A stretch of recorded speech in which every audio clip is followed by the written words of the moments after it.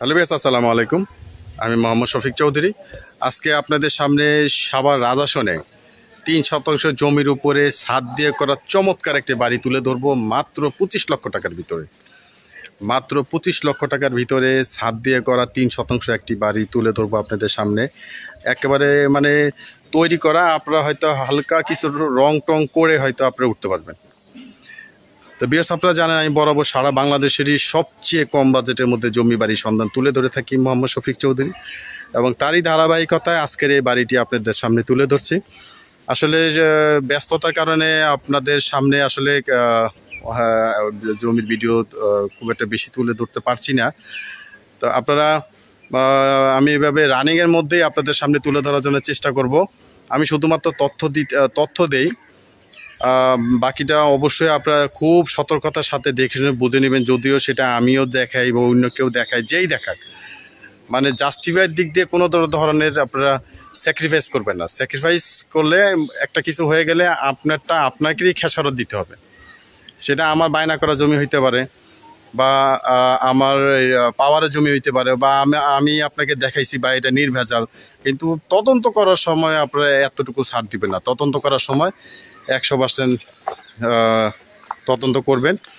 তা আজকে আপনাদেরকে যে বাড়িটা দেখাবো আপনার ব্রিক ফাউন্ডেশন দিয়ে করা 3 শতাংশ সাভার রাজাসন।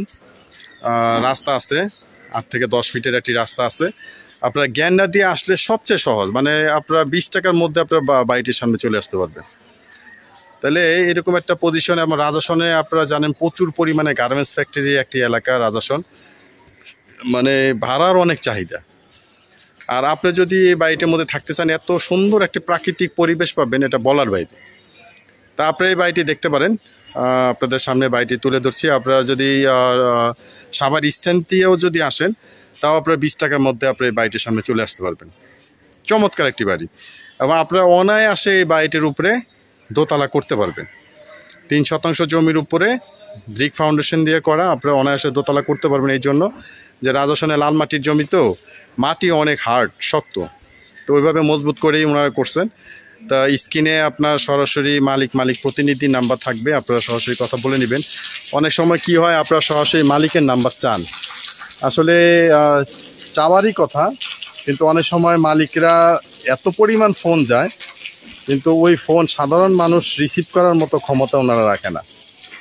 আপনারা অনেকে হয়তো বলতে পারেন যে বাড়ি বিক্রি করবে, তাহলে কথা বলতে পারবে না। না, আসলে শতে ফোন আসে,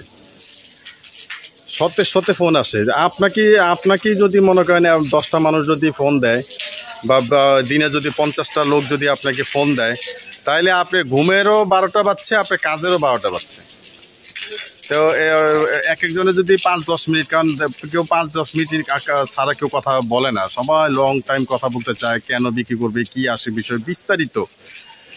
আসলে এই জন্য এইগুলি সবাই এই লোডটা নিতে পারে না। তো এই জন্যে মালিক প্রতিনিধি যা নিয়োগ করা হয়, তাদের সাথে কথা বলে আপনারা স্বাচ্ছন্দ্য বোধ করবেন। আপনারা যা মোটামুটি যা জানতে চান তারাই আপনার অ্যান্সার দিবে। তারপরও আপনারা ভালোভাবে যাচাই বাছাই করে আপনারা অবশ্যই লেনদেন করবেন। তা আপনাদেরকে বাড়িটির সামনে দেখাচ্ছি আপনাদেরকে। এই যে দেখেন বাড়িটি, এই যে দেখেন বাড়িটি ঠিকানাটা আমি আপনাকে আগেই বলে দিলাম। সাভার রাজাসন, জমির পরিমাণ হচ্ছে 3 শতাংশ।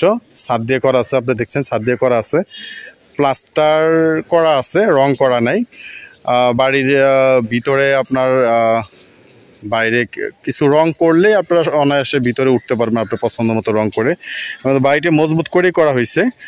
তা আশেপাশে আপনার আসলে লোকাল স্থানীয় লোকজন বেশি, তো আপনারা আসলে আপনারা গণবসতি একটু কম এই সাইডটা। আপনারা জানেন রাজাসনের জমির দাম অনেক বেশি। এখন এই রাজাসনে যে মনে করেন প্রায় 26 থেকে 27 হাজার মানুষ এই এলাকার ভিতরে, এক শতাংশ জমির দাম হয়ে গেছে 8 থেকে 9 লক্ষ টাকা, 10 লাখ টাকা, 20 লাখ টাকা, মানে পজিশন হিসাবে। আপনারা যারা রাজাসনে পূর্বে আসছেন তারা আপনারা জানেন যে কি পরিমাণ জায়গার দাম বাড়ছে। তো সেই হিসাবে আপনার একটু নিরিবিলি এই জায়গাটার মধ্যে ডে বাই ডে দাম বাড়ছে। আজকে যদি আপনি 25 লাখ নেন, তাহলে এটা আপনার প্রায় 1 বছর পরে বা 2 বছর পরে এটাই আপনার 30-40 লাখ টাকার দাম হয়ে যাবে। তা তা আপনারা এই বাড়িটি দেখতে পারেন। যারা এই বাড়িটি ক্রয় করতে চান স্ক্রিনে নাম্বার দেওয়া আছে, তার সাথে যোগাযোগ করে দ্রুত বাড়িটি দেখার জন্য চেষ্টা করবেন।